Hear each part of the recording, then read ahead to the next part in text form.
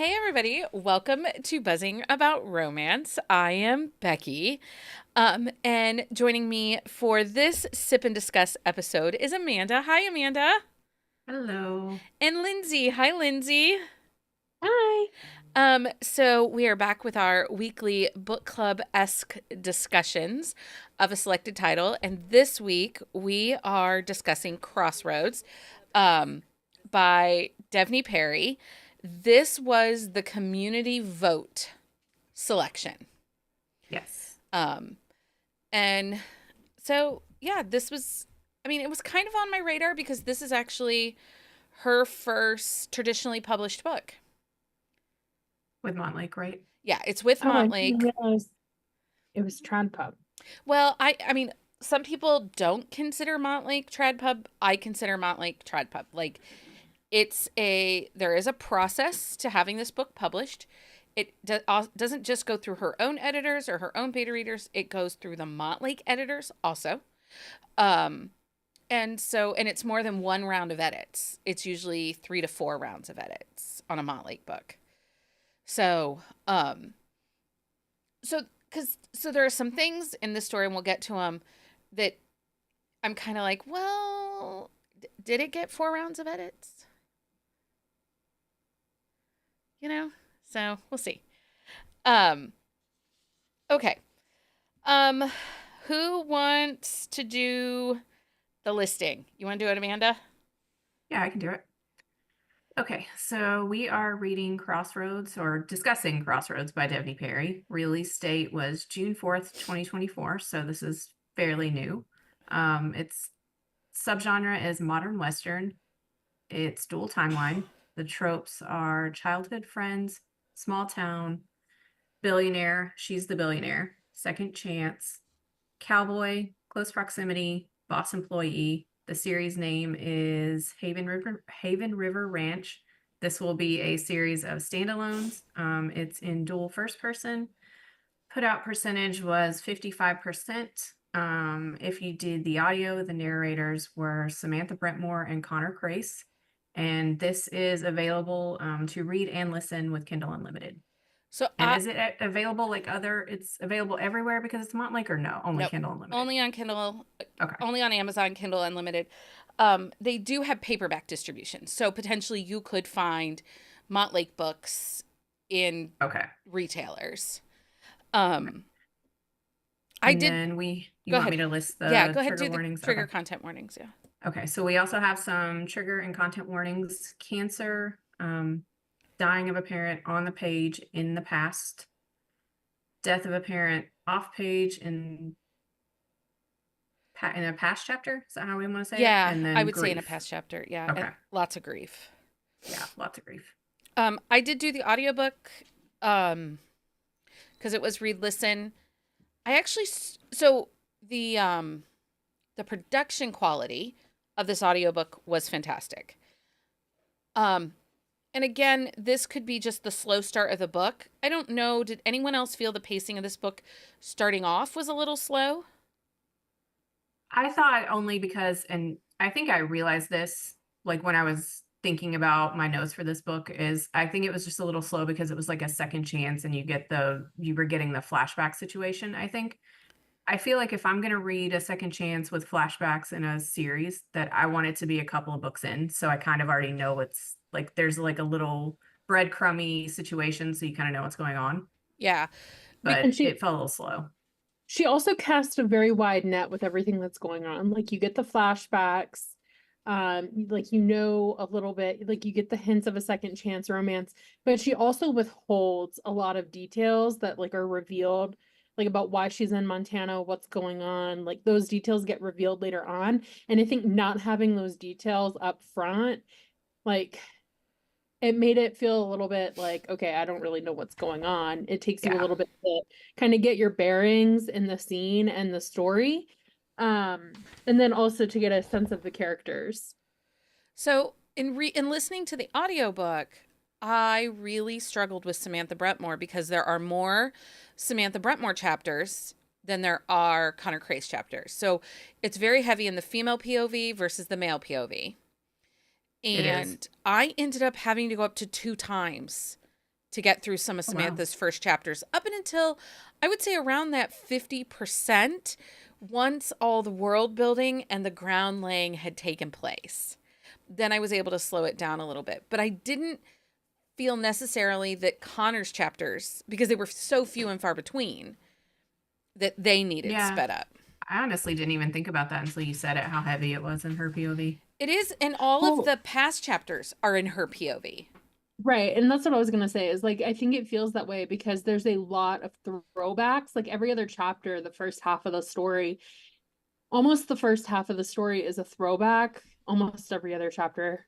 And all of those are her point of view. So even if there were a 50-50 split of the rest, like with how many throwbacks there are being in her point of view, like you wind up getting like 75% of the book in her perspective. And I don't mind Second Chance. It is not my first pick of a trope, right? You know, Yeah. I like it more than Friends to Lovers, but I don't love it.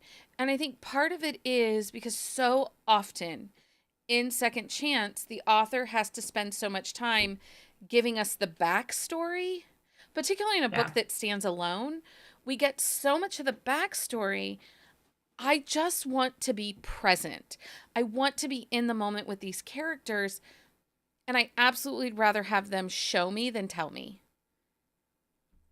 I felt like I would have gotten a lot more out of the story if the flashbacks had been more about their relationship from both of their perspectives. Especially because like where things fall apart in the past, it's a massive miscommunication. Yeah. And I mean, we're spoiling it, right? Like Yeah. Oh, yeah. This is full Yeah. spoiler. so like the way, okay, I just wanted to make sure. Like basically the reason they wind up like so she's going to Montana every summer. The flashbacks jump from like each of the summer she's gone to Montana. She goes to Montana for her dad. Her and her mom have basically spent her whole life accommodating her dad because her dad has cancer and Montana is like his happy place. So every summer that she's there, like from the time she's a child, she's building a relationship with him. Like first they're play friends, and then like teenagers, they start hanging out, and then they form an attraction. And like he's, I think her first kiss, and then Second kiss, but her first, right? Or no, her first kiss and her second sexual experience, I think, right? no, he was her Or is it the first. opposite? I think it's the opposite. Okay. Anyway, they develop a physical relationship while they're there, but she's only ever there for a week. And it's very, very short periods of time. So, like, it's really only physical attraction and like their history that drive the relationship.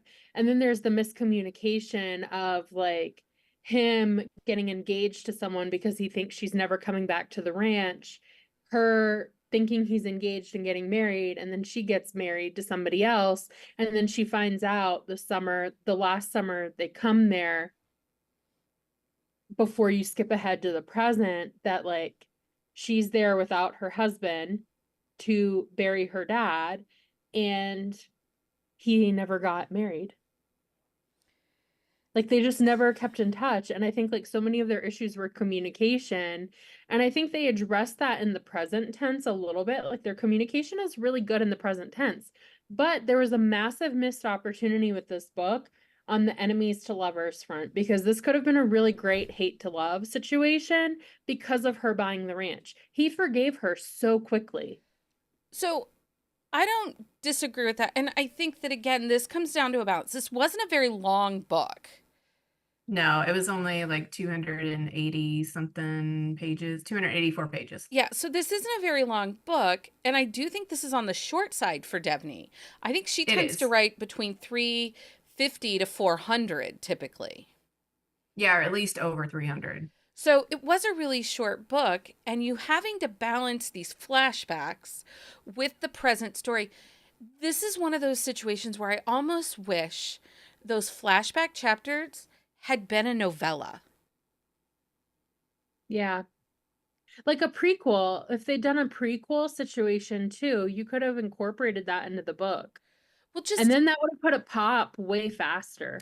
if they had given us the novella, like, because there's so many, even if it had been a novella of his parents breaking up, like a teaser of that, but building the world and kind of setting the stage of her coming back to the ranch. Does that, am I making sense? Like, Yeah. I know what you mean. I don't know that I necessarily needed a whole novella about it, but I just though, to didn't be need all the honest. flashbacks though. No, I and I get that. Do you I get think that that. I they think it might added? have like what? Do you think that they added to the story? Or if some of those chapters had given us more conversations, even if they had been between West and his brother?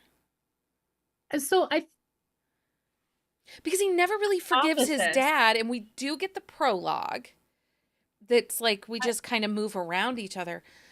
Don't you feel there My should have been a hard hypothesis conversation? My hypothesis with the flashbacks, because they don't help build the chemistry, like because of the way they're paced and they don't build the chemistry in the past tense between them.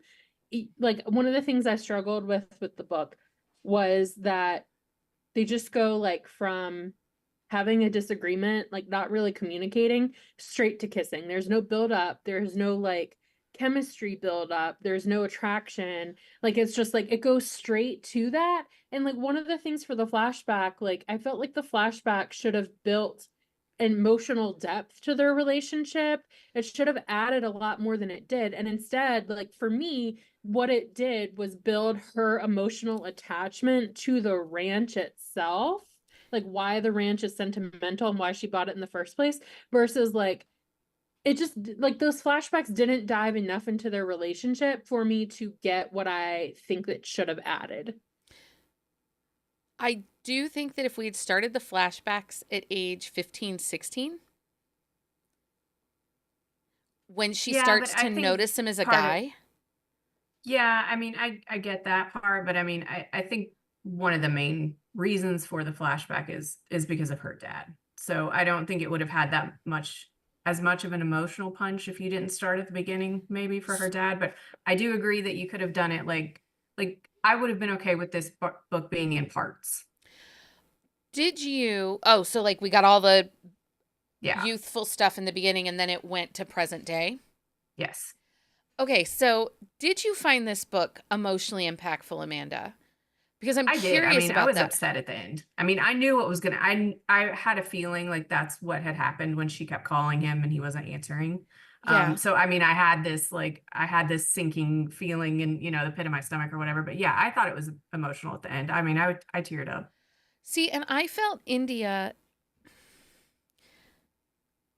I liked the piece of her calling her dad Yeah, and her wanting to talk to him.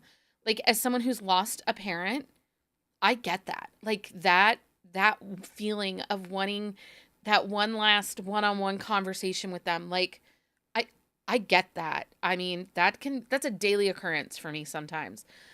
yeah, So I liked that piece.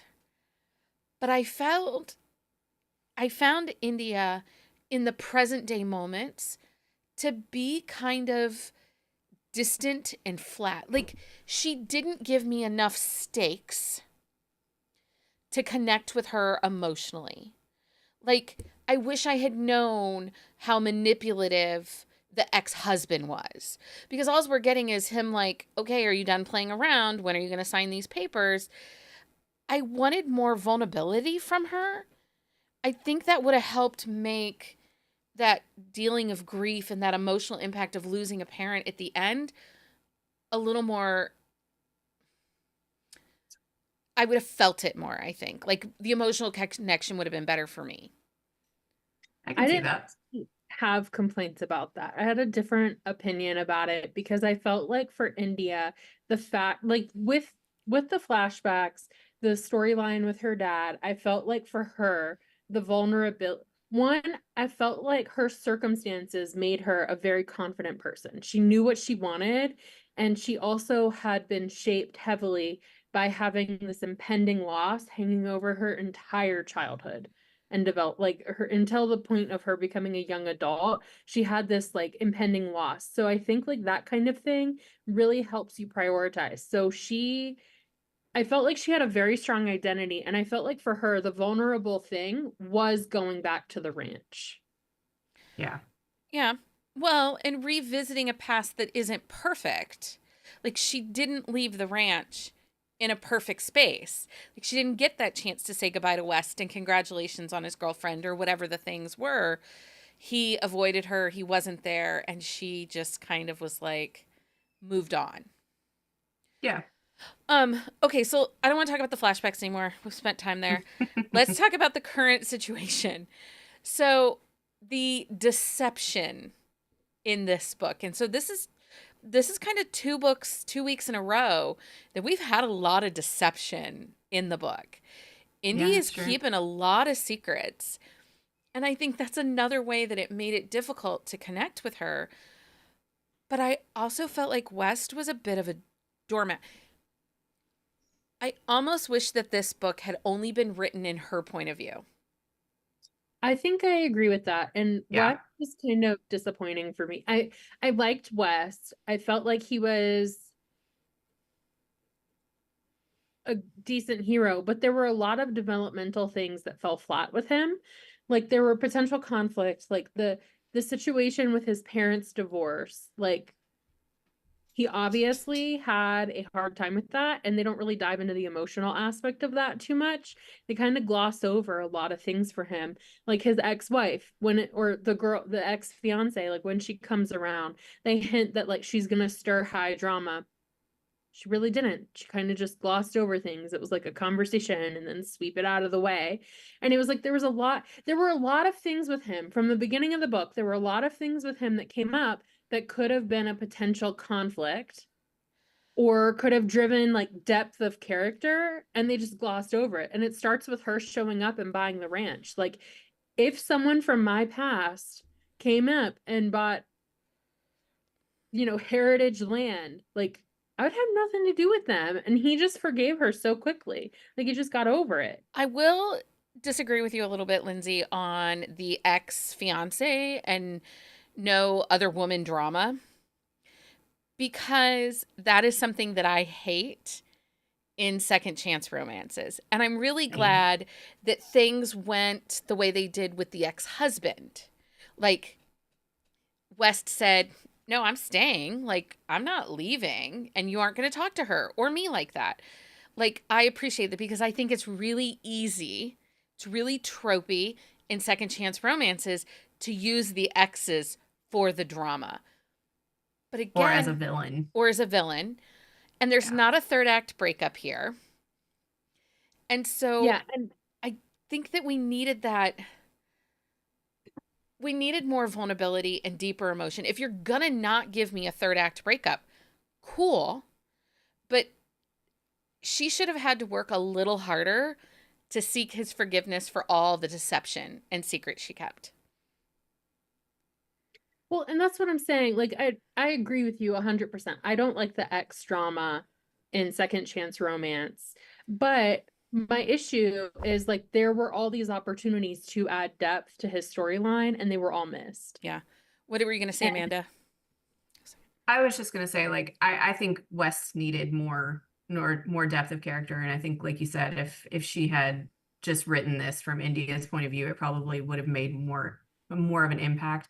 But I also like I don't think that she necessarily needed to work harder for him. I mean, she's been through like enough with her dad. Like, I mean, I felt like pretty like broken for her. So I think maybe like the missed opportunity was delving more into his family drama, Well, especially since we're on the ranch. we're on the ranch, and the dad never really shows up again after that first couple of Yeah. sequences. And it really would have made, like, you really would have fed into the deception, into Yeah. the drama, the stakes that we want, had he caught the fiance and his dad together. I thought that's what they were gonna say, because I Say. kind of forgot that she slept with the neighbor. Yeah. Like, for a second because I was like blanking on who the neighbor was, and I was like, did she sleep with his dad? And Or even if they had been plotting something to, if she had been part of the plot from the ex-husband. And so that's another piece too. You kind of get India to be this savior. Okay, so she saves the ranch, yeah, takes it so that it doesn't get wiped and developed and turned into micro ranches, which is very commonly happening right now in the Montana area. So that doesn't happen. It doesn't turn into the billionaire weekend development. But like she comes off as like being a savior, and I guess I do like imperfections. yeah, And no, and I get what you're saying. I just wanted I felt like the story was there. It was well written. I don't have any complaints. There weren't any really, I didn't come across any timeline issues. I do feel like there was some pacing issues, and I think that that would have been helped if we had gotten a little bit more of the day-to-day of the ranch. Like, I would have loved a moment of her going on one of the excursions, like the fishing or Yeah, something that showed us like how, because she's a city girl. She yeah. was a billionaire raised in Texas. And she's not lived on a farm or a ranch. And she just seemed to kind of, simulate like there was no issues. Yeah, I I think mean, that and they kind of kept her towards the resort end of things. Well, and I would have loved like some major blow up. I would have loved the on page blow up between her and the first front desk clerk lady. Oh yeah.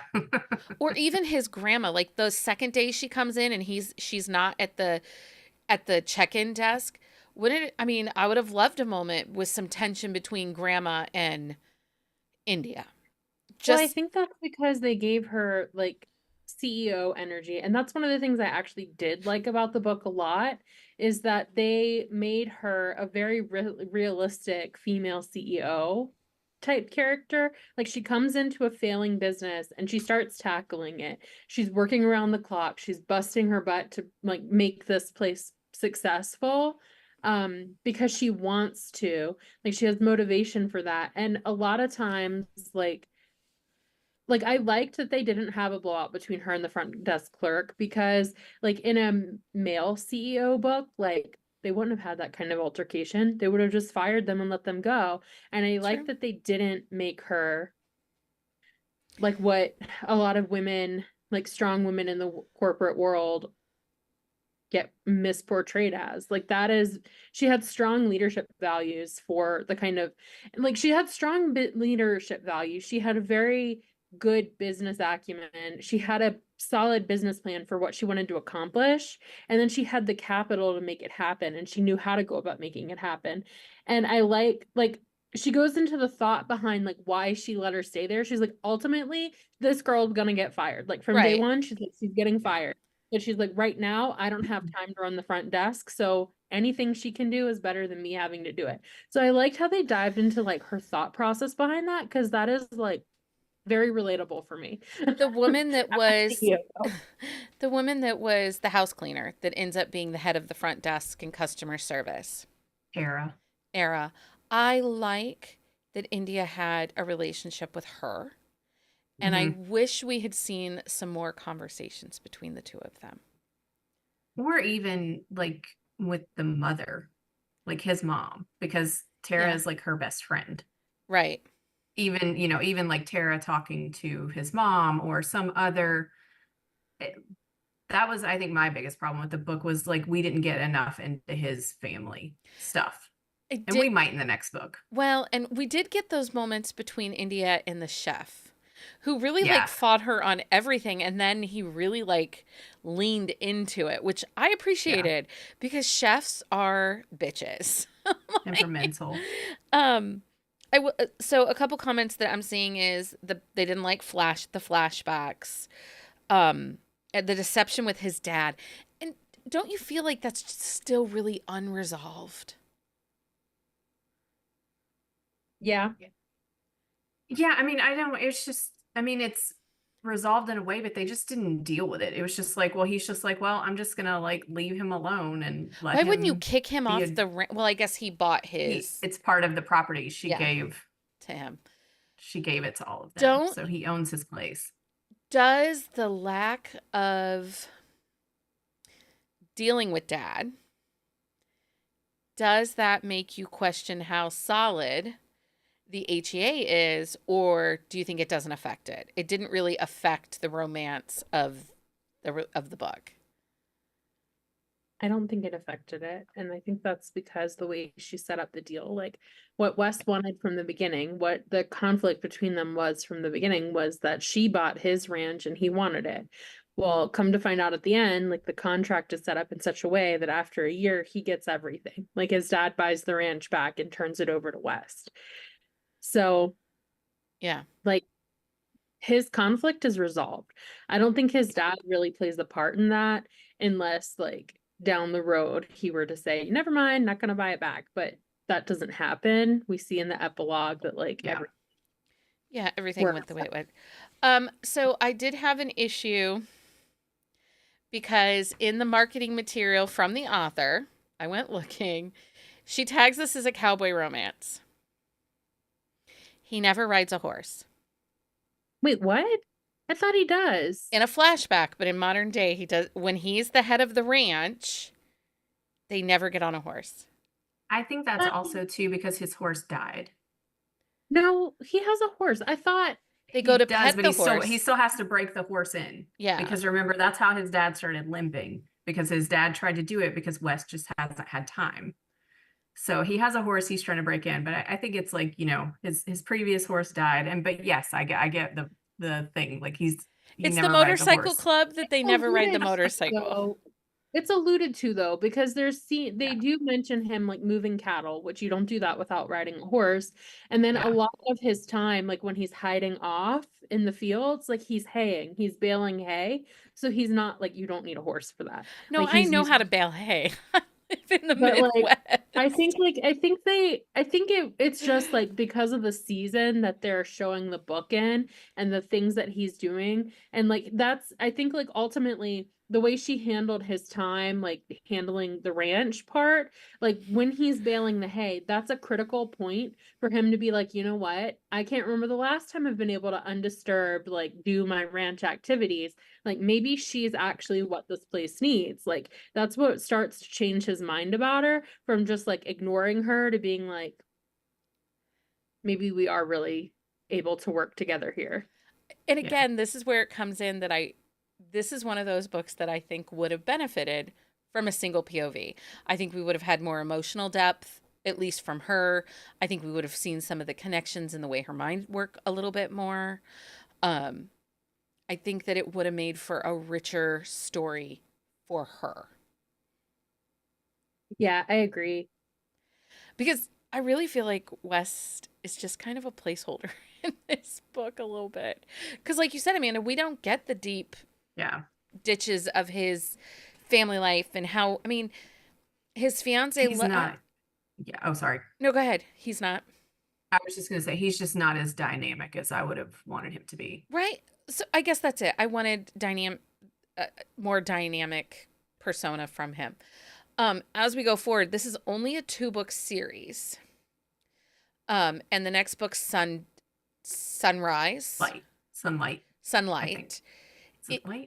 Sun something. It had a title change because the other title was not good. It is, I'm assuming, the brother's story. It is. I read the blurb. It is his story, and it looks like it's going to be an accidental pregnancy. Okay. I mean, I like accidental pregnancy. Yeah. And she's going to be working at the resort. Like, I think it's like a one night something, maybe. I don't know if it's a one night stand. I think it's someone she's hired in. It's alluded to in the epilogue, right? Yes. Yes, it's her. Yeah, it's the person that they talk about in the epilogue. So we're going to go forward 5 years for the next book then? 7 years. Interesting. I think, I mean, if it follows, because that epilogue was 7 years in the future, I think, right? Yeah. which will be And I think that, interesting to see if we get resolution with the dad with the dad and the mom and and the that mom. storyline. Because Yeah. I actually was more intrigued by that storyline than I was India and West. Yeah, I mean, I think it definitely could have played more of a part, but it might, we'll see what she does with this next one because I think it's going to be, it's going to have to come up a little bit because of the circumstances around Jax. Right. Jax and his, baggage. I don't know what else to call it. And I think it is sunlight. I looked it up, and I think part of the reason maybe we're going to jump ahead so far is because in this book he's only 22. Okay. yeah, So he's maybe 7 years he'll be like 29, and that'll Well, be and I will say that's something Devney Perry does do. Her characters tend to be late 20s, early 30s. Rarely does she write very young characters. yeah. Which is smart because I think that you write what you know, and I know how old she is, and so given her age, it makes sense to write, that age range. I also think there's a maturity issue there that you can do more with a character because of maturity. Yeah. Um, okay. So let's do our thumbs up, thumbs down thoughts on the book. We'll start with Lindsey. Lindsey, thumbs up, thumbs down, thumb sideways. I'm gonna say thumbs up. So overall, I actually really enjoyed the read. It's a very quick book. I think it reads kind of like an Aurora Rose Reynolds with a little bit less depth. It wasn't overly emotional. It was a very fast, easy read. I thought the Western vibes were nice. I liked the resort aspect of it. I liked India's bit of the story quite a bit. So thumbs up. Thumbs up. What about you, Amanda? Thumbs up, thumbs down, thumb sideways? Thumbs up. I really liked it overall. Like I said, I maybe wanted a little more from West, but I enjoyed India. I had big feels by the end. So I liked it a lot. I'll read the next one, even though accidental pregnancy is like not my favorite, but I'll Yeah, read it because I want to know. because you got to know now. I Uh, got to know now. So I'm thumb sideways. I am, I should have caveated this earlier. I'm a little jaded about this author. I disagree with this author on some of her things that she pulls. And I'm sure that that is jading my reading of this book. So I'm neutral. I feel like it was a well-written story. It was 3 stars for me. But what I lacked was the depth, the stakes, the emotional engagement that I really want from a book. But the fact that it was a fast read, I think that kept it up, yeah.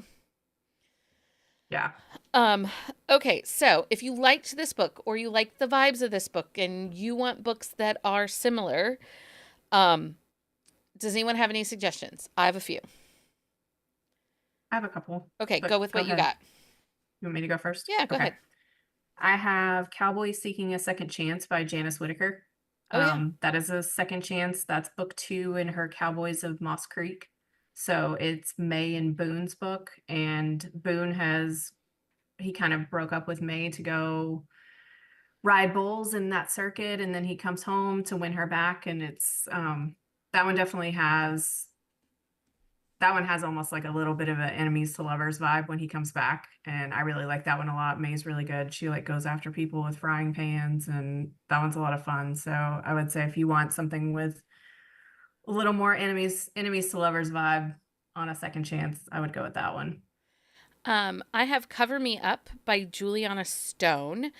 It is part of the Bridgestones of Montana. It is a second chance. He is a rock star who left home and is home for the first time in 10 years. And it's the girl he left behind. And it's really good family drama. They have a ranch, but because it's the rock star story, we're not really getting into ranch life. There's a fun, quirky little girl in it that is his niece. And so much family drama. But Juliana Stone likes family drama, so it fits. And then Hannah Cowan, her Cherry Peak series, I would say has some of the same vibes. They're slower burns and great plus size rep, but it has that small town, fish out of water, because, India kind of does have a little bit of fish out of water moments. Yeah. And we got that with the Cherry Peak series. Um, Lindsay, do you have any? Yeah, I do. So I was gonna recommend like basically everything Marie Johnston's wrote Yeah. in the contemporary space because they're all very much about like saving the family land. Specifically, I was gonna mention King's Country. That is where like the hero and the heroine are on adjacent farms, and the heroine is trying to save her farm, and his family is trying to basically save their family fortune from going to her. Yeah. And I thought that had like a very similar aspect in terms of like the attachment to the land and like how much of a role that plays in the story. As far as like pacing and timeline goes, I think like for me, I felt like she writes similar to Roy Rose Reynolds, but in terms of like how long the story is, Yeah. but like Aurora Rose Reynolds is a really good one, or like Molly McLean. Both of those I think have like shorter stories. Molly They are McLean has shorter stories. Wait, We're Made of Mm-mm. Moments was like 400. No, they're long. Well, that series is long. I don't know about her. Oh, Her I other ones guess might be shorter. she has the shorter there's ones, a couple that are shorter. She part has of a that couple that are Montana shorter. series or the Wyoming Yeah. series she had. She has a couple that are shorter. Not all of them are shorter, but I think the ones that I've read are short. It's over 400 pages, I really won't read it very often. Like I can name on one hand the number of authors I'll Yep. read. It's over 400 pages. Like Kristen Proby, The Wilds of Montana, has similar vibes. and Oh, then yeah. Laura Pavlov. Yeah. Oh, for sure. I do feel like Elsie Silver, Laura Pavlov, Devney Perry, rinse and recycle. And I'm not saying the stories aren't unique, but I think that if you like Laura Pavlov, you probably like those other two authors. Yeah, they're easy to read stories. There's not as much depth as I would like to them, but they're fast reads. They, They're you vibes know, over stakes. but they are. There's like nothing memorable about them. Like I can tell you almost everything that happened in King's Country, and I haven't read it since like January. Yeah.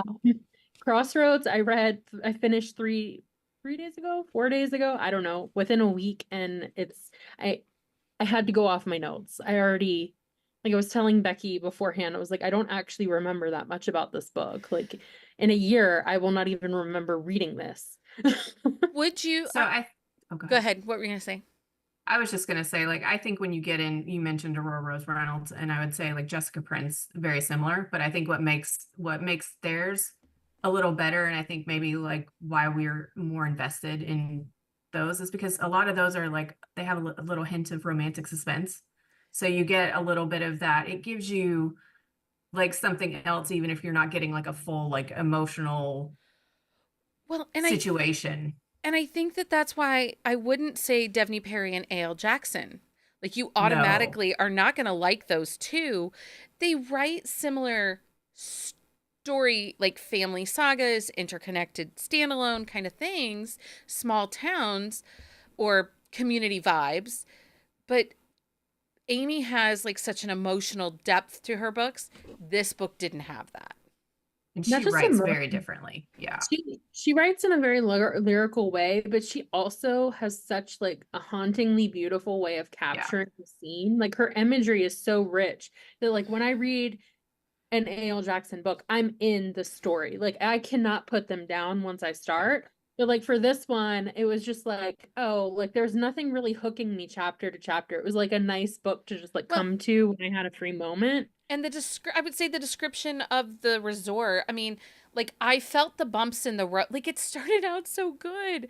I felt the bumps in the road as she was driving to the ranch, like right? Like the way Yeah. that descriptive narrative, but then it kind of falls off a little bit. Like it comes in pieces. The Yeah. And I descriptive. think that's a problem with the flashbacks. It's been a while since I've read her, but I read a lot of Devney Perry's books. her small town Montana books. And like for me, I wonder if like the Montlake contract and process didn't necessarily work for her, because I will say, Yeah. like, I don't remember her books falling off or like lacking that emotional depth. And I haven't read any of her recent stuff, like the last like 2 years. It's been a couple years since I read her, but I did used to binge read her books, and I didn't used to have this complaint. So I think it's unique to Crossroads, which is why I was a little more lenient with it. Which is very true, because I will tell you, if you read the Adventures in Love series that Aurora Rose Reynolds wrote, Yeah. those are 3 books that are with Montlake. They do not feel like the same books that we're getting right now with For Never or The King of Nothing. Like, Yeah. you can tell that the editors at Montlake are very much traditional publishing editors. They are giving it a sheen and getting it short. Yeah, and because I can tell you, like, the Devney's last book in the Edens was really well done. I really enjoyed that book. It's up there with like one of my, close to one of my favorites in that series. So, I mean, and I think that was the last book before this one. Yeah. Yeah. So, Um, okay. So that's where we're at for that. Um, we're going to be back on Sunday. I think it's the 3 of us back on Sunday. I think Jenny's coming. I don't know. Yeah, because Jenny's got all the racing, right? Or no? I don't know if Jenny's coming on Sunday or not. Oh, she's okay. Well, somebody's gonna have to help me because I don't have that many racing books. I went on NetGalley, Amanda. I went on NetGalley. There was a racing book over there I downloaded. Oh, Jenny will be here. Don't you Okay. worry. Do you remember like a year ago, I went through like a big F1, like for like a good Yes. week. I just read like nothing but F1. Yeah. Yeah. So I knew you and Jenny were gonna have books, but I'm like, I don't know if I have enough. I don't I have a have ton. one that is a romantic suspense. I'll dig up the title and send it to you because Okay. it was good. Yeah. Okay. So Jenny will be here. Okay. It'll be the 3 of us and Jenny back on Sunday with the racing edition of Buzzing About Romance. So get ready. Start your engines. I have so many puns ready. Racing puns for that episode. I think I'm going to go back to the like really descriptive opening sequence again. Just, Just for fun. Just for fun, because I feel like we need it. And then we're back next Wednesday with our Buzzing Book Club pick, Brutal Arrangement by Laura Lynn Page. And so I want to talk about this real quick.